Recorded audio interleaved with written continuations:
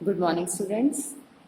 बेटा आज मैं आपको संस्कृत में अनुवाद बनाना सिखा रही हूँ। तो आप पहले इसको समझेंगे कि आपने इसका जो बेसिक रूल्स है वह के लिए भी और यह के लिए भी, इस कंसेप्ट को आप अपना अच्छे से क्लियर कर लेंगे, तभी आप लोग जो है अनुवाद बना सकेंगे।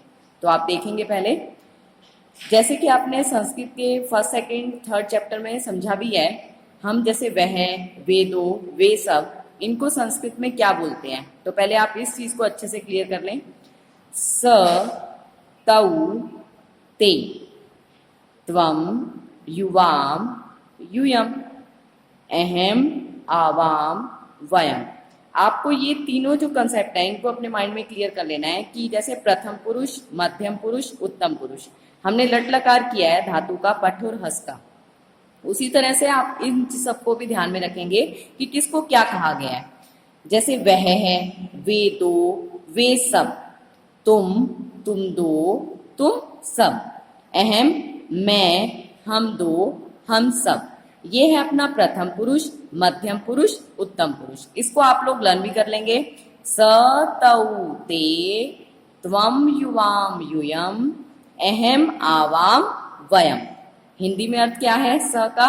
वह, तौ, वे दो, ते, वे सब, त्वम, तुम, युवाम, तुम दो, यूयम, तुम सब, अहम, मैं, आवाम, हम दो, वयम, हम सब। अब जैसे हम शब्द रूप याद करते हैं तो कैसे करते हैं? पठती, पठत, पठंती, पठसी, पठत, पठत, पठामी, पठावे, पठामे। मतलब ती, त, अंती, सी, थ, थ, आमी, आवे, आमे। तो इसी को आपने जब आप बना रहे हैं अनुवाद तो आप देखेंगे कि किस तरह से हम इसको कनेक्ट करेंगे, किस तरह से आपस में इनको मिलाएंगे, तो आप आगे चल के इस चीज को समझ लेंगे। अभी आपको इतना ही लर्न कर लेना है। स, तौ, ते, त्वम, युवाम, यूयम, अहम, आवाम, वयम। ये तो हो गया हमारा प्रथम पुरुष, मध्यम पुरुष और उत्तम पुरुष। अब आप देखेंगे कि अपने पास लिंग संस्कृत में बताए गए हैं, तीन है, पुल्लिंग, स्त्रीलिंग और नपुंसकलिंग। अब पुल्लिंग का अगर केस है तो आप कैसे करेंगे? स, तौ, ते, वह, वे दो, वे सब। अब यही वाली चीज आपको याद रखनी है। एश, यह, वो स क्या है? वह, एश क्या है? यह, एश, एतौ, एते, यह, ये दो, ये सब। अब स्त्रीलिंग के केस में क्या हो जाएगा? वही स, वह और यह। इसमें चेंज क्या आ जाएगा? यहां हो जाता है, वहां था स, तौ, ते, यहां हो गया सा, ते, ता। ये डिफरेंस जो है ना, ये आपको अपने माइंड में सेट कर लेना है कि पुल्लिंग, स्त्रीलिंग और नपुंसकलिंग, इनमें कैसे कैसे ध्यान रखोगे। स, तौ, ते। स्त्रीलिंग में क्या हो जाएगा? सा, ते, ता। अब नपुंसकलिंग में तत, ते, तानी। ऐसे ही अपने माइंड में आप सेट कर लेंगे इसको। स, तौ, ते, सा, ते, ता, तत, ते, तानी। ये हो गया वह। अब यह के लिए क्या हो जाता है?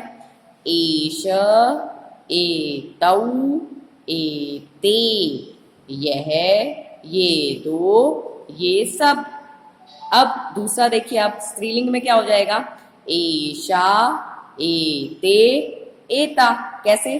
सा, ते, ता। आप इसको ध्यान रखेंगे तो अपने आप ही दूसरा भी याद रहेगा।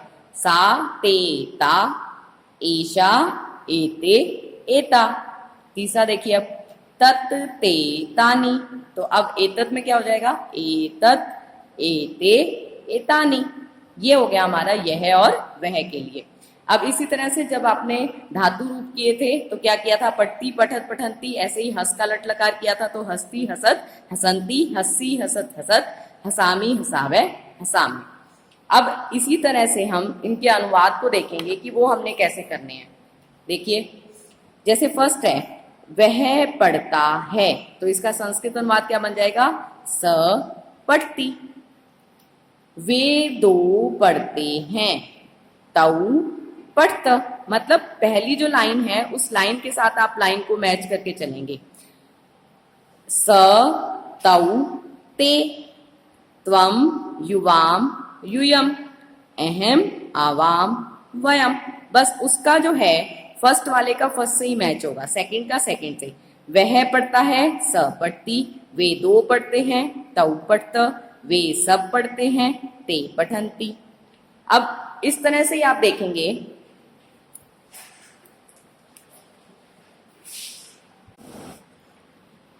स पढ़ती, तौ पढ़त, ते पठंती, त्वम पढ़सी, युवाम पठथ, यूयम पठत, अहम पठामि, आवाम पठावै, वयम पठामे। आप अपनी कॉपी में भी इस तरह से राइट कर लेंगे, तभी आपको ये लर्न हो पाएगा। आपको इसको ऐसे ही याद कर लेना है। स पढ़ती, तौ पढ़त, ते पठंती, त्वम पढ़सी, युवाम पठथ, यूयम पठत, अहम पठामि, आवाम पठावै, वयम पठामे। इस जो टेबल को आपको अपने माइंड में सेट कर लेना है। इसकी हेल्प से आपको कोई भी बनाना हो, फिर चाहे वो हस धातु है, चाहे लिख है, फिर आप किसी को भी कर सकते हैं कि वह लिखता है, वे दो लिखते हैं, वे सब लिखते हैं। तो इस तरह से आपके सब में चेंज होता जाएगा। वो क्रिया के अकॉर्डिंग जैसा होगा उसके अकॉर्डिंग आप कर सकते हैं। लेकिन इसमें ये ध्यान रखना है आपको कि कहीं पे भी यहाँ ये चेंज नहीं हो सकता। अब तऊ है तो तऊ के साथ पट त ही आएगा। इसमें ये नहीं कि तऊ के साथ अंति लिख दोगे तो वो गलत हो जाएगा। ऐसे ही अब युवाम है, हमें पता है कि ये मध्यम पुरुष है, उसका द्विवचन है। अब इस युवाम के साथ पठती लिख दोगे तो वो गलत हो जाएगा। तो यहाँ युवाम के साथ क्या आना चाहिए? थ। अब वो चाहे धातु कोई भी है उसके अकॉर्डिंग हो जाएगा। ऐसे ही अहम है, अहम, आवाम, वयम, तो इसके साथ आमी, आवे, आमे। इस तरह से ही जो है आपको लर्न कर लेने हैं इन चीजों को। ठीक है, नेक्स्ट देखिए, इसी तरह से कुछ और संस्कृत के रहेंगे अनुवाद।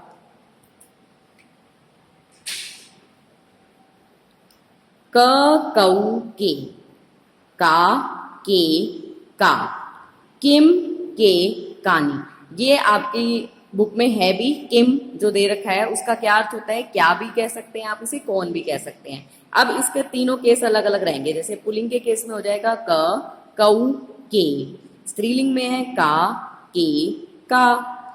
और नपुंसकलिंग में हो जाता है किम, के, कानी। जैसे तत्, ते, तानी। वैसे ही अगर आप याद कर लें स, तौ, ते, वैसे ही मिलता जुलता है क, कऊ, के। अब स्त्रीलिंग के केस में वहां पे क्या होता है? सा, ते, ता।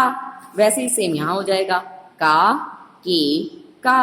वहां होता है तत्, ते, तानी, यहां हो गया किम, के, कानी। अब आपको याद ये रखना है कि कौन सा एक वचन का है, कौन सा द्विवचन का है और कौन सा बहुवचन का है। इसी के अनुसार जो है वो क्रिया जो भी रहेगी, धातु जो है वैसा रूप उसका बनता जाएगा। ठीक है, जैसे अब हम एक पुल्लिंग का केस समझ रहे हैं, मोर नाचते हैं। अब हमें पता है कि नाचते हैं तो यानी कि बहुवचन है। तो अब क्या हो जाएगा? मोर किसको संस्कृत में क्या बोलेंगे? मयूर। तो एक वचन में होता है मयूर, द्विवचन में मयूरऊ और बहुवचन में मयूरा। तो क्या हो जाएगा? एक मोर नाचता है, मयूर नृत्यति। दो मोर नाचते हैं, मयूरऊ नृत्यत। अनेक मोर नाचते हैं, मयूरा नृत्यंती। सेकंड देखो, बालक लिखता है, बालक लिखती। दो बालक लिखते हैं, बालकऊ लिखत। अनेक बालक लिखते हैं, बालका लिखंती। नेक्स्ट देखिए, कोयल कूकती है, कोकिला कूजती। दो कोयल कूकती हैं तो कोकले कूजत। अनेक कोयल कूकती हैं, कोकिला कूजंती। कूकना मतलब आवाज करती हैं। नेक्स्ट देखो, फूल खिलता है, पुष्पम विकसति। दो फूल खिलते हैं, पुष्पे विकसत। अनेक फूल खिलते हैं, पुष्पाणि विकसंति। इस तरह हमने पुल्लिंग, स्त्रीलिंग और नपुंसकलिंग के केस को समझ लिया। तो इसी तरह से आप संस्कृत में और भी जो खाली स्थान है अभ्यास में, इस तरह आपको इन सब में हेल्प मिलेगी। इस कंसेप्ट को आप अच्छे से समझ लेंगे।